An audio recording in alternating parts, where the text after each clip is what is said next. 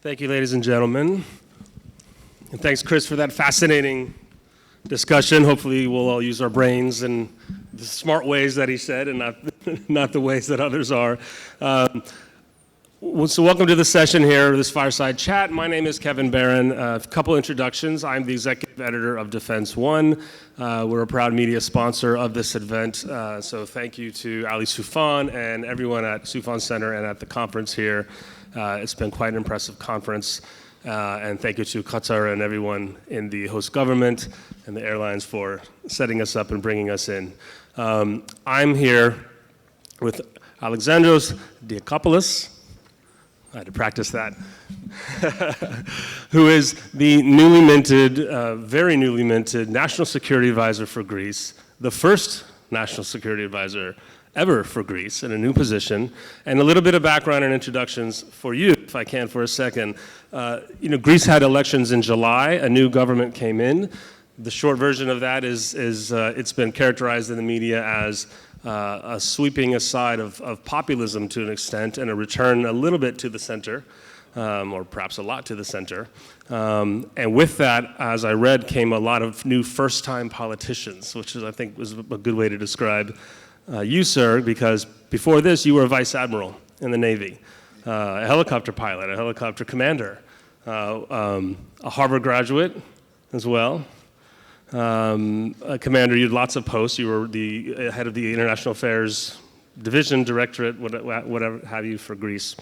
So when we met backstage, or yesterday, one of the first questions I asked was, why are you here? Why is Greece here at this conference about disinformation in the middle of the Middle East and Qatar? And you had some good answers to that, starting with Greece's unique situation geographically and politically in the region. So I want to ask the Admiral to take us through that security situation now in Greece, and we'll walk through some of the issues that are facing your country right now that relate to where we are today and make our way into disinformation over the next half hour. Yes, I would start with a different answer. I'm here because I have been invited. That's a good answer. It was an offer too good to refuse.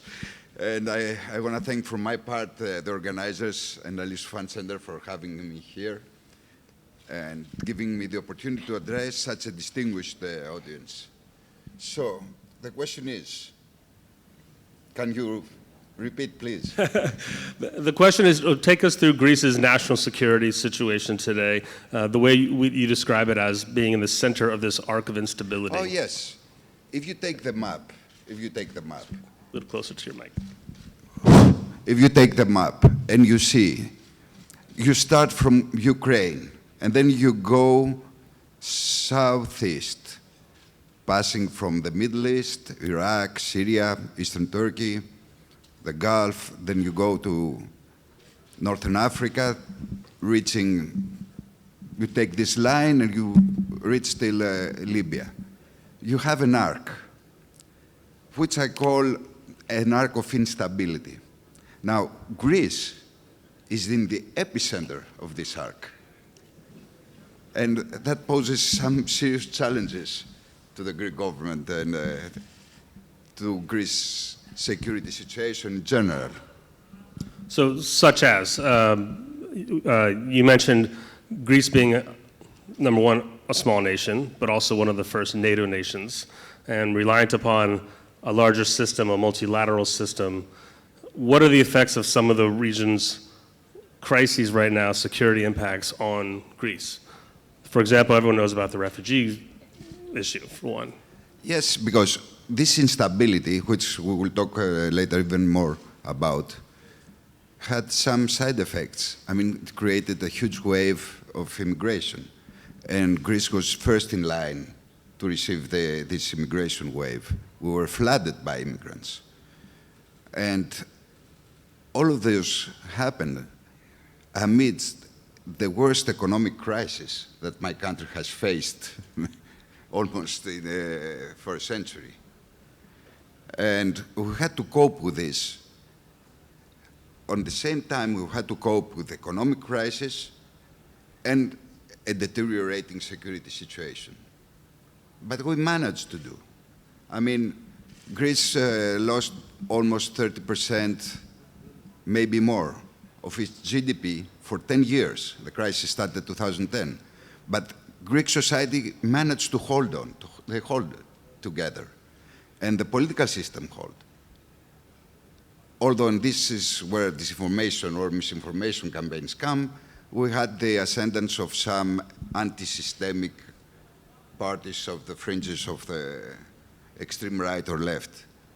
But we hold together. And then we had the situation deteriorating, and at the same time, with less resources, we needed to keep our armed forces credible, our deterrence posture credible, our fighting capacity credible. And we managed to do that as well. Let's talk about then. You mentioned the economic crisis, and you had told me that one of the impacts of that was on your force readiness, the maintenance of your arsenal, that Greece may one day be called upon to use it to defend any kind of Article 5 or NATO moment. Explain to us right now, what is the state of Greece's arsenal? Greece has a huge army comparing to its size and economy. We have to accept that. And this is because of the security situation we were discussing before. And it remains, this army remains a formidable force, because our defense posture is deterrence. So we retain our capability for deterrence. In order to do that, we needed, we invested a lot in training, and we reached the limits of ingenuity to find solutions where they didn't exist in order to maintain our arsenal. Because of the budget strain. Yes. The budget was brutally cut, almost 50%, and for 10 years. No company or enterprise could sustain that for 10 years and survive, but we did. The thing is that now as we're coming out of this economic crisis, we have to think about renewing our arsenal. This will happen. So what are some of the items you see Greece needing? What's your shopping list right now? Greece is a naval nation, so we need frigates, I guess, and probably fifth-generation aircrafts at some point. So part of the reason for that is, for needing those things, is being part of NATO, so let's talk about our other NATO partner right to the south, Turkey. How is this current crisis, can you see it affecting either, not just Greece, but bleeding into Europe? What are your concerns? You just come into the job, a month ago, I think? That's true. So welcome to the job. There's now a new war, a new conflict just south of your border. What concerns you when you're looking at that? Turkey is our neighbor, and a very important one. Greece always wanted to have the best relations possible with Turkey, and we're still trying for that. And we will continue. The thing is, in order to have any meaningful relation, you have to have a mutual respect, and you have to have a basis where this relation will be based. Now, the Western world, at least, Europe and NATO, we all are for an international system based on rules and the rule of law.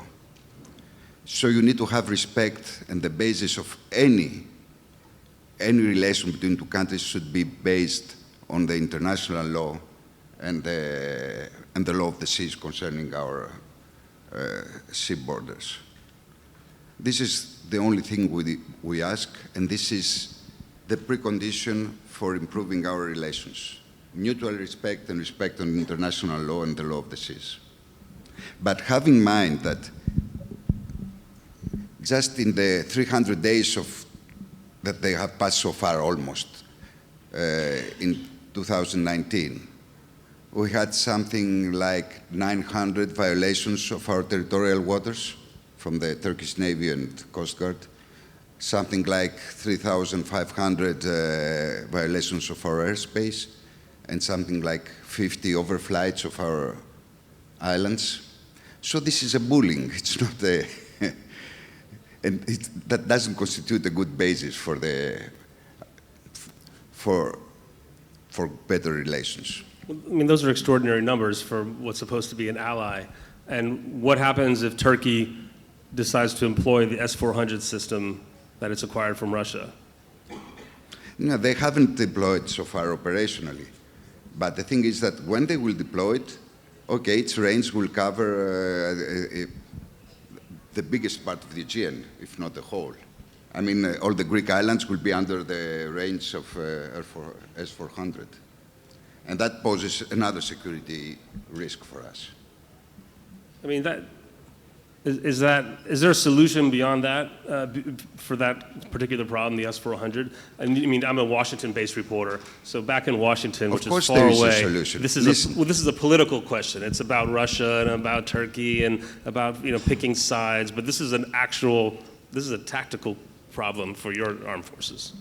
It's a political question, and I will give you a political answer. Of course there is a solution. In societies and in the international society in general, there is a very important distinction, whether you see the world as a zero-sum game or you see the world as a game of cooperation. When you take a rules-based international system, when you decide to accept the rules and to cooperate, then things get better for all the parties involved, either within the society or within the society of nations. When you see the world as a zero-sum game, where what the other side earns, you lose, and what you earn, he loses, then you have a conflict, you have a conflicting relationship, and then when you talk about win-win, you mean winning two times. You win one time and you win the second time because the other side loses. So Greece sees the world as a cooperative game. With good cooperation and good relations, everybody will be better. Well, I mean, that sounds nice. It is nice.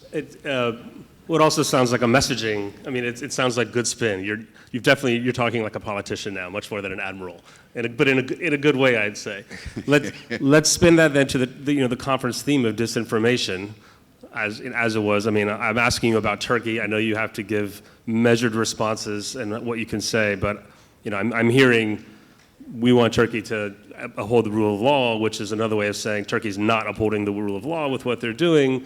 And not just to the south, but as you said, in Greece's own territorial waters and airspace. In the disinformation space, the same kind of violations can occur.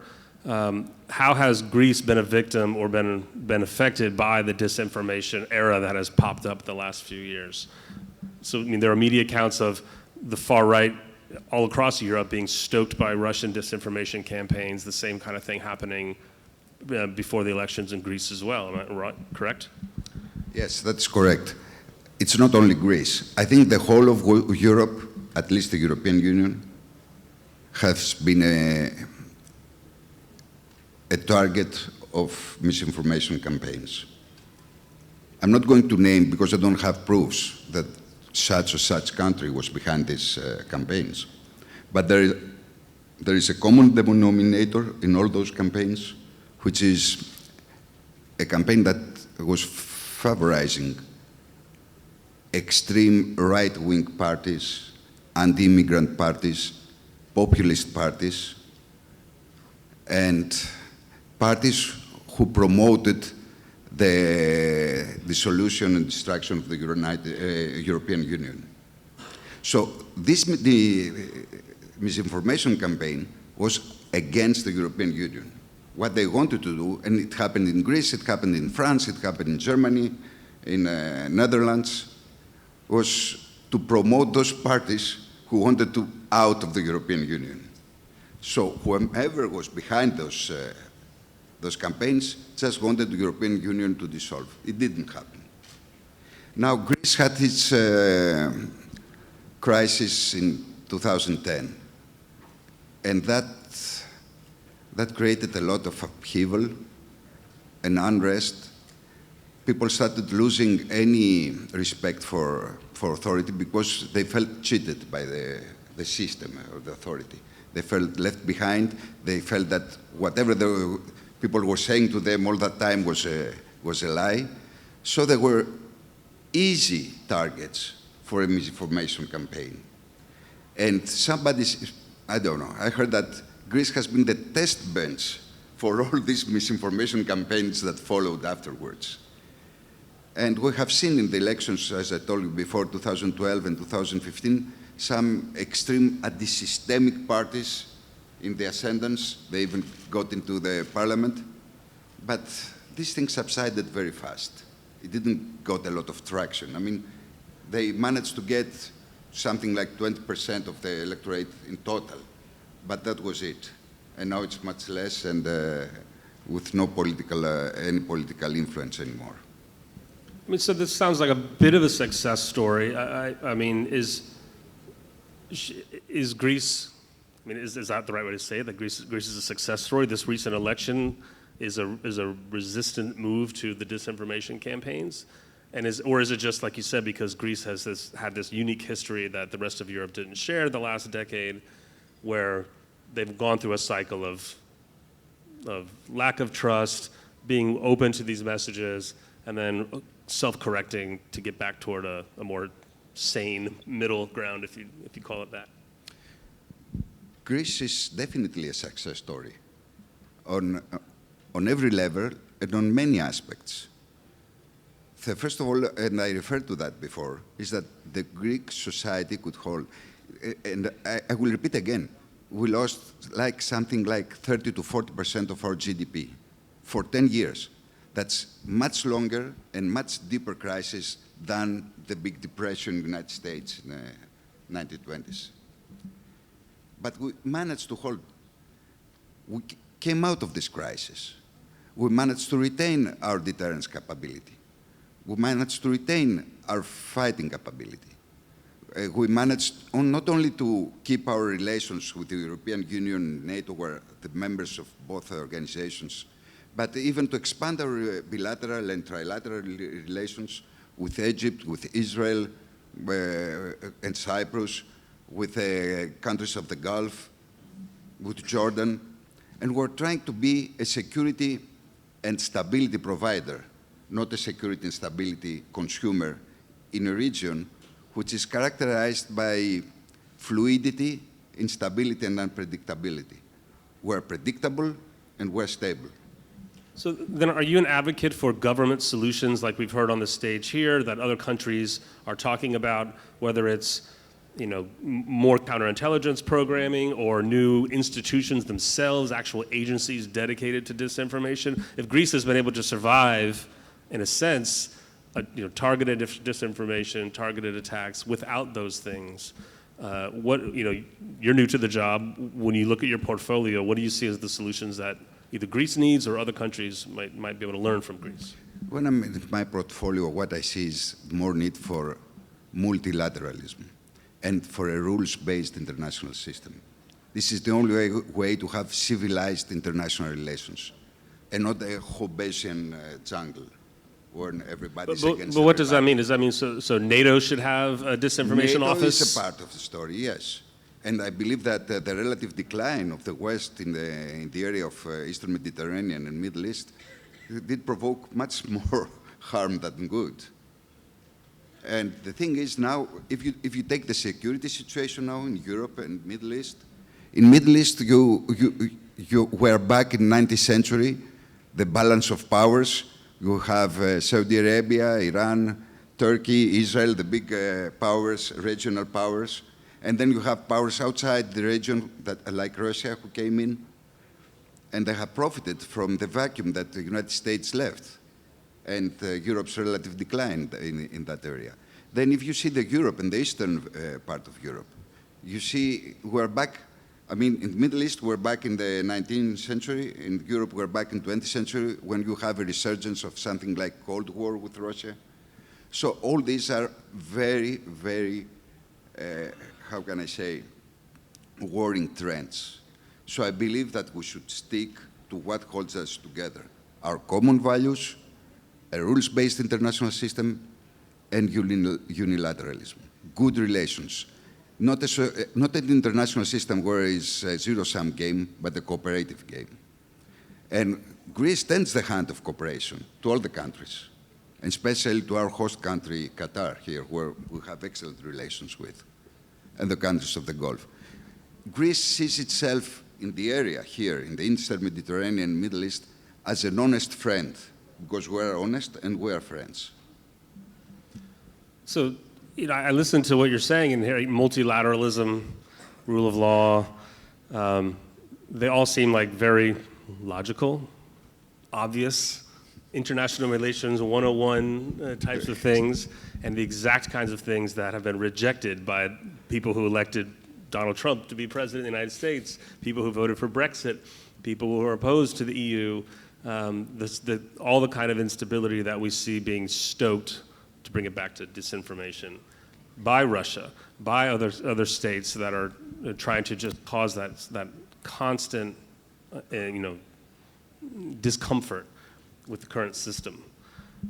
Do you, because of what you went through in your own recent election in Greece, do you have hope for a correction away from that, or do you feel that we're going to see a longer period of those kinds of political desires that keep us in that space where disinformation is going to keep happening?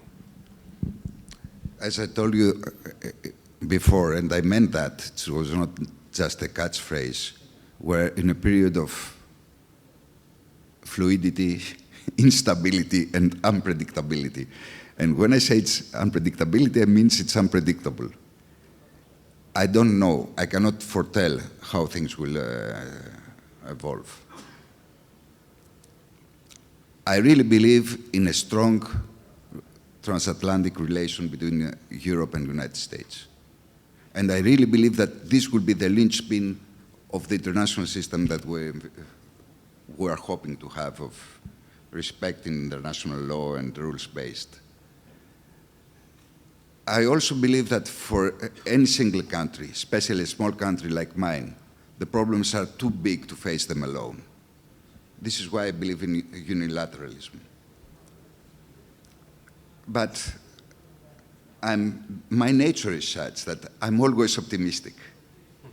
I believe that at some point things will stabilize, and at some point things will settle even in the Middle East.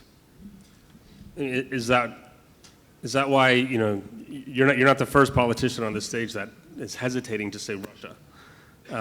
And I mentioned this yesterday, I think, to one of the panels, where in the United Kingdom, Great Britain has gone a little farther than some other countries to name and shame, right? When there's a cyber attack, or the Salisbury attack, which was an actual poisoning event, that we're in a new era where it's not helpful anymore to be oblique, that to say who the culprit is, to say why you know it, to say what the public solution it might be, what the response might be, is a better way forward.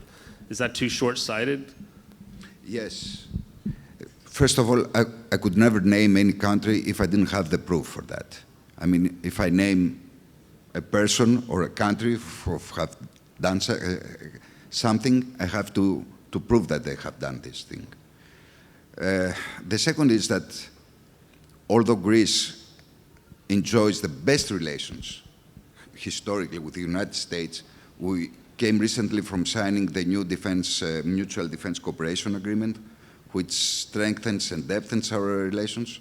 Although Greece is part of the European Union since the 80s, although Greece is a part, the brethren of the Western world, Greece enjoys good relations, and that's another comparative advantage, historic relations and cultural relations with Russia, and we have good relations with China as well.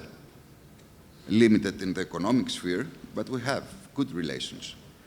And if you add to that our traditionally and historically good relations with the Arab world, I think Greece is very well posed to have this multilateral policy that I was talking about. I don't want to say anything else because that would be contrary to what I was saying all the time. So we're in our final minutes. I want to ask you about Macedonia, the recent agreement. Northern Macedonia. Northern Macedonia, yes. Because I didn't understand. I thought you were talking or referring to the region of Macedonia in the northern Greece. Exactly. I'll let you explain before I get in trouble for it. But we spoke earlier together about this, and specifically about the role of any disinformation campaign in the run-up to reaching that agreement. Okay, that's a big story. And I want to make a comment first. We see that all the old confrontations still exist, they're still simmering, they're still lingering.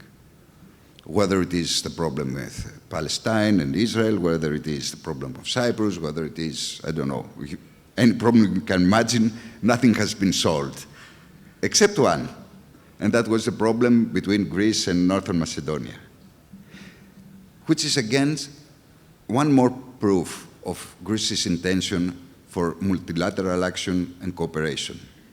It was very difficult for both societies and both countries. When you make compromises, compromises are painful. There are no easy solutions to international problems. You have to understand that, and you have to be ready to accept the pain in order to get... Now we're enjoying very good relations, and I believe that the two countries have many, many things in common. And it was such a shame that we had this problem all these years. So I'm very optimistic about our future relations with all our Balkan neighbors, and especially Northern Macedonia. But what's the case study for disinformation in the run-up to that agreement? At the time, of course, society was against it, and the agreement is still unpopular.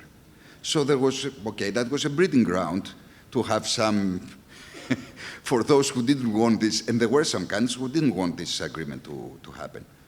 To foment some unrest, but again, they didn't succeed. So, going forward, what are your priorities as a national security advisor, and how you're advising? Talk about your role in this job, advising your prime minister. I think when we first met, I thought the equivalent in the United States would be you're the HR McMaster of Greece. You're the 3-star who has been brought into the political fold, which was very controversial in the United States, has had mixed results. Do you worry about having the same result as a McMaster did when you come to this job? Okay, well, I will be brief in my answer because there are two ways. Either you have to be very brief, or to have a whole new lecture about an hour to explain. You have 2 minutes. In 2 minutes, what I can say is that first, we have to strengthen our defense capabilities and deterrence posture, because, good thing to have good international relations and rules-based society and international law, but again, you have to have your own power in any case. But the second thing, and more important, is that we should continue to tend our hand to all the countries in the region for better relations, Turkey included. How do you do that? That's easier said than done. You just said Turkey has been violating your airspace, violating your sea space. To the south, we know what's happening between Turkey and into Syria, and by all predication, it looks like this is going to go on for a long time. Because I strongly believe, always the problems you have with your neighbor, even in a real society. It's difficult, for example, for Greece to have problems with, Costa Rica or Samoa.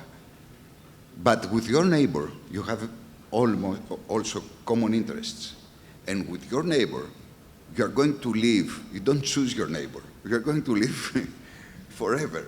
So I think it's for both parties' interest to have better relations, and I believe that logic will prevail.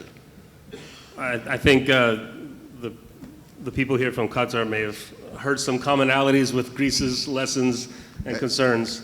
In my mind, I was alluding to that, but I didn't. It's okay, it's an obvious connection. We're at the end of our time. Vice Admiral, thank you for sharing Thank your you very thoughts much. and for coming here. And thanks again to the Soufan Group, the Soufan Center. Hope you enjoy the rest of the conference. Thank you, ladies and gentlemen. Thank you very much.